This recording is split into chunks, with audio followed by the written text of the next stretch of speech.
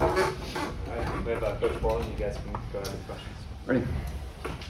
I just wanted to ask about Mello Dotson. He had that interception last week. Going to have a little bit of an increased role this week with Kobe missing the first half. Just how have you seen him progress so far? Yeah, I think Melo's done a really good job. He's playing with a lot more confidence. He's trusting his ability, trusting his technique, and he's been able to play a lot closer to players than maybe he had in the past, or at least a little bit closer. And I think that comes through experience and confidence and just trusting. So yeah, he's done a really good job, and he won't have necessarily a bigger role. He'll have a key role as he always does, but because he and Kobe obviously played same time opposites. So counting on him like everybody else, and next man up and step in, and we'll go. Yeah, how do you think you'll handle Austin not playing a half and Kobe not playing? Well, yeah, I mean, I guess it's like anything else. I mean, you almost treat it like he's hurt for a half, and if he was hurt and he wasn't in there, what are you going to do? You're going to go to the next, and I think I said we've played seven different DNs in there this year, so so now we're maybe we're down to 6, and it's unfortunate for Austin. I guess it's somebody else's opportunity, right? That's probably going to get a few more plays that they might not have otherwise, and so. I feel good about our defensive end depth there, and Austin's made a number of big plays, which hopefully somebody else can kind of step into that light a little bit as well. Looking back at Friday, what did you like most about what you guys did on defense? I liked that again. We second week in a row, I thought we really came off the ball. I thought we really played physical. I thought we were more physical than them, which. I'm sure that's something they hang their hat on. I thought we dominated kind of the line of scrimmage in a lot of ways, so that part was good. We had 6 sacks, none of which were off of any kind of pressure. So that was 4-man rush sacks, which is I don't think that's been done around here since 2008. Somebody threw a statistic out there. So that's something we obviously know we need to do. And we were able to do it against somebody I consider pretty quality opponents. So that was really encouraging. I thought our non-blitz coverage was really good also. Sometimes the quarterback had to hang on the ball a little bit, and that allowed the rush to get there. But so I think those combinations of things were good. I thought started really strong again. 2 games in a row now. We played really well in the first half and really the whole half and. I know that they had a couple of scores in the second half that were unfortunate, but I thought we maintained a pretty good physical play the whole game long. Something Lance mentioned after the game was how multiple the front 4 can be. Some stunts, different fronts. How much have you guys been able to change what you do up front compared to your first 2 years? Yeah, we do a lot more movement, a lot more pre-snap movement stuff. We stem around a lot more to kind of create confusion. We can stem to about 4 different front looks, all within just as easy for us to do. Hopefully, it's hard for somebody else to figure out and block. I thought we had a package in there at the end where we can kind of toggle between a 4-down front and look and a 3-down front look, and which we hadn't shown before, and I think we're able to do some of those kind of things. And yeah, we do. We have lots of built-in movements to our basic scheme, and then we've got several different types of blitzes and things like that.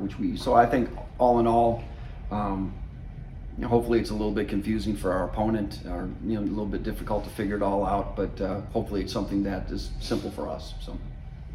You've got 3 different DBs with your 4 picks in 2 games so far.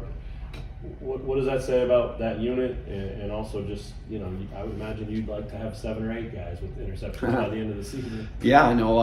If we can get 2 a game, I don't know that we'd be too unhappy with that, right? And they're all our corner position. Those guys they're doing a really good job out there. And but 2 of those 4 interceptions, there was somebody else that actually had their hand on the ball first. I think we tipped the ball in the first game that got intercepted, and then kind of halfway broke up a pass and ball got batted up in the air, and then on Mel's interception, I think. So I think everybody's got a hand in that, and I think there's just lots of different factors. We're playing good coverage on the outside. I feel good about that, but I think sometimes there's reasons why throws happen as they do. Maybe it's making the quarterback, changing the rhythm, changing the timing, get off his spot, panic a little bit, play too fast and throw a ball he shouldn't. So it all kind of works together. So if we keep doing those things, I think we're doing a really good job of creating, again, what we call havoc, disruption, tackles for lost, sacks, and pass breakups, and caused interceptions. And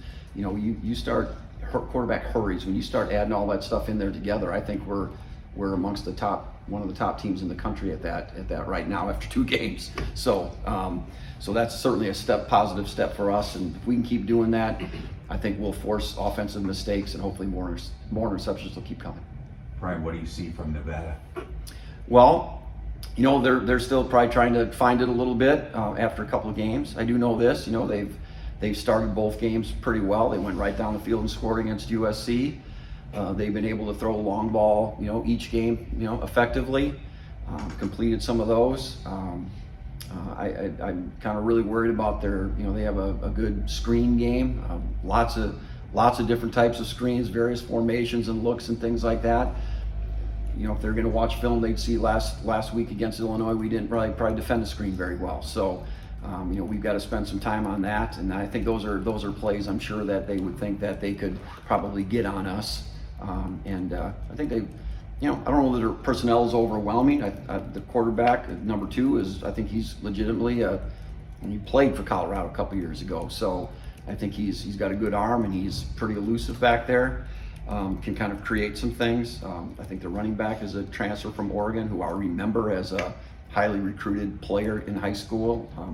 If he gets a little bit of space, he can do it as well. And then they've got a little receiver that they target him a bunch, and he's small, but he's really quick. I think he's good accelerator and things like that. So again, I'm sure they're going to have a plan to try to get him the ball in various ways and let him do his thing in space. So they've got some personnel that we got to pay attention to. But as I told our guys this morning, it's cliche-ish, but it's true. It's every week there's a new opponent. We're the only constant every week.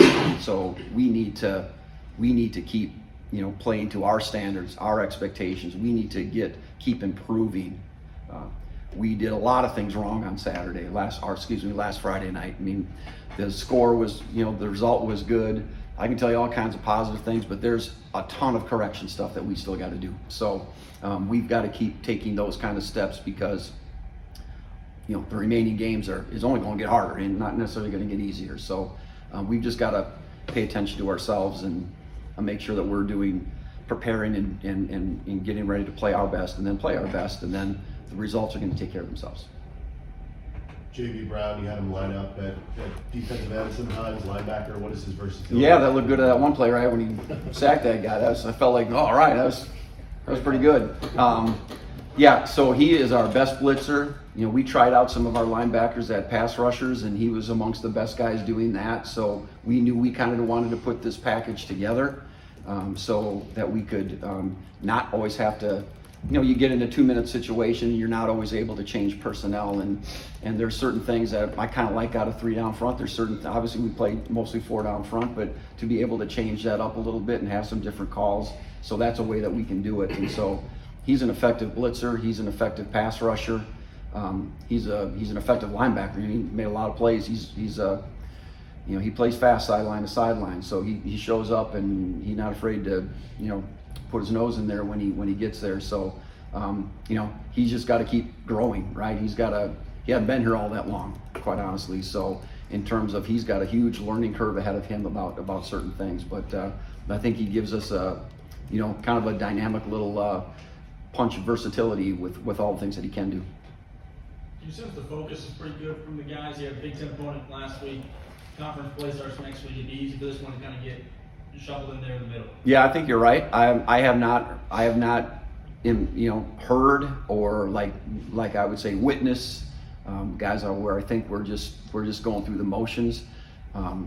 That's not the standard around here. That's not what we allow. It's not what we expect. I think our guys are pretty ingrained to that. And again, if we're ever going to ascend to the kind of ultimately the program and the team we want to be, these are all stepping stones along the way. It's our first game to travel. It's traveling out west, and I don't even know what the elevation is. I'm sure it's more than here in Kansas. So we can make as big a deal out of that as we want. But there's some adaptation that's got to go along this week, and we just really got to keep it locked in. And so far, so good in that respect. I feel like we're preparing for them like we prepared last week. Anything else, Coach Borland? All right,